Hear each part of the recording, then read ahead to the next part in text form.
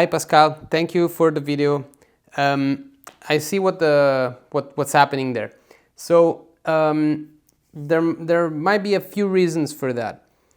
The first reason could be the nature of your motion, meaning that if you're thinking of the motion going down, you might be pressing a little bit towards the floor with your right foot, and that's going to cause your foot to slowly move forward because you're constantly pushing a little bit towards the floor. So to adjust that, I suggest you to start from raising the foot in this case, and then just think of coming back up. Your shin will work more because you're gonna spend more time with your shin contracted because of the pulling up and keeping the foot mostly up, most of the time up. But this is just to kind of like make sure and to break the habit of thinking of the motion only or mainly going down, right? So if you think of coming back up, you automatically kind of like eventually sometimes this it makes the foot come backward, which in this case at least you kind of like fix one part of the problem, and then you want to kind of balance the motion so that you don't pull too much up or too much down. That could be one reason.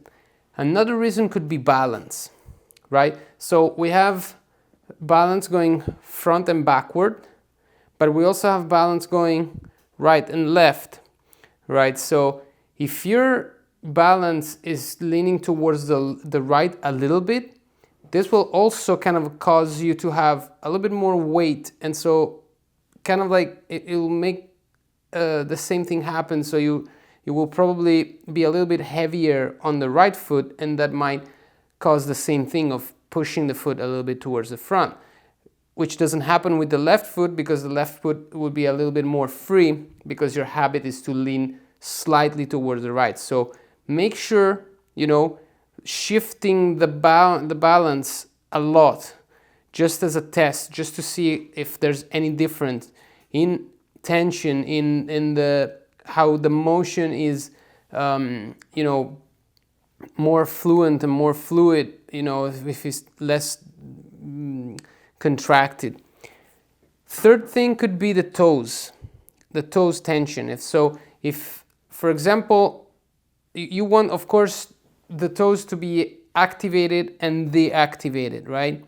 So if there's a constant tension, both up and down, let's say you feel the toes always in tension, then you want to kind of like break that habit. You want to have a little bit of tension going upward and relaxation when you're going downward, which means activation upward, deactivation down, activation, deactivation, right?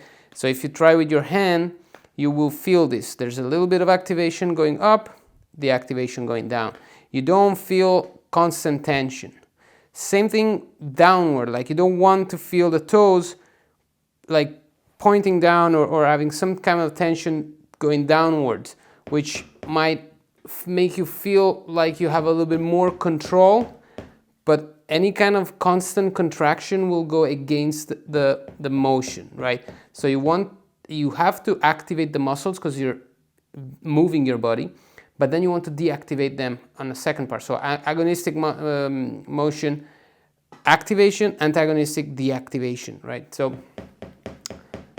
these three things might be what's causing your issue, and it could be one of these three things. It could be a combination of these two or three things. So I would try to tackle one issue at a time, right? So for example, I would start from the toes and try to keep, this is not the final results, but it's a way to kind of break some habits or to exaggerate certain contractions so that you can really feel, because sometimes there are contractions or there are things that are happening in the body and you don't realize until you don't create some type of like opposite contraction or that you kind of break or accentuate certain contractions. So try to keep the toes raised like the whole time and then play the heel down and see if the foot is sliding towards the front. If it's not, then you want to basically from there correct the toes going upward on the up motion and then relaxing on the downward motion.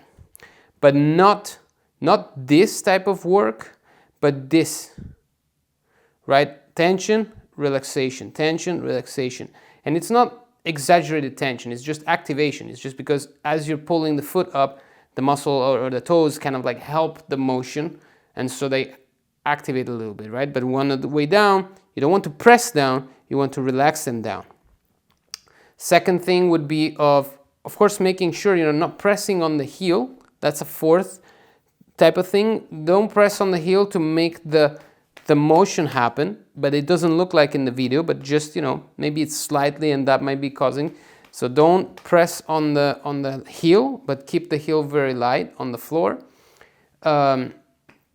Third thing would be of not focusing the motion going downward, but think of the motion coming upward, right? So that you kind of like make sure that the motion, you're working on reacting and not on pressing down, right? You want reaction, so you see how the beater comes back towards the shoe and not this doesn't look like what you're doing in the video, but because now I'm exaggerating, maybe you have a little bit of something here that if you put your concentration there, you'll be like, oh, I feel it, and you can fix it and adjust it. It looks like it's something slight, it's something minimal that it's, causing it though.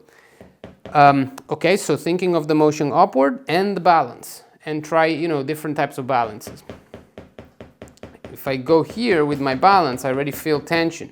I feel like my foot is creating some type of tension. If I remove that, I feel there's way less tension in my foot, there's way less contraction because the weight is completely on the other side. So of course then you want to be, well balanced.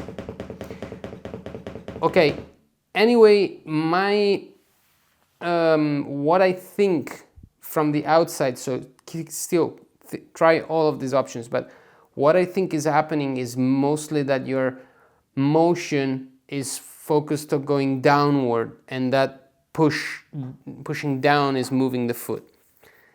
Let's say that if out of 100% of the motion, you want the calibration of the motion to be right in a way that it doesn't pull your foot backward or push it forward. It's probably a little bit more natural. You found a fulcrum point for the motion on the left side. You haven't found the fulcrum point on the right side yet. So, which means by fulcrum, I mean that you're pressing, let's say you're pressing down 60% and coming back up 40%, that 10% that it's unbalanced, that it's pushing towards the front is causing that. In my opinion, that's what's happening. But that's also a symptom, so maybe it's the balance, maybe fixing and doing this troubleshooting will help you to have a different feeling, find a way to, maybe there's tension, again, maybe you find that tensing up the toes stops the foot from going up, but now you have a constant tension, so you fix one problem, you have to find a way to fix the other. Okay, try these options, let me know how it goes, and yeah, if it's a problem that persists, I'm here. So if you want to do a session, a Skype session or something like that, we can go more in depth, and we can look a few exercises and a few options together. Okay, have a good one.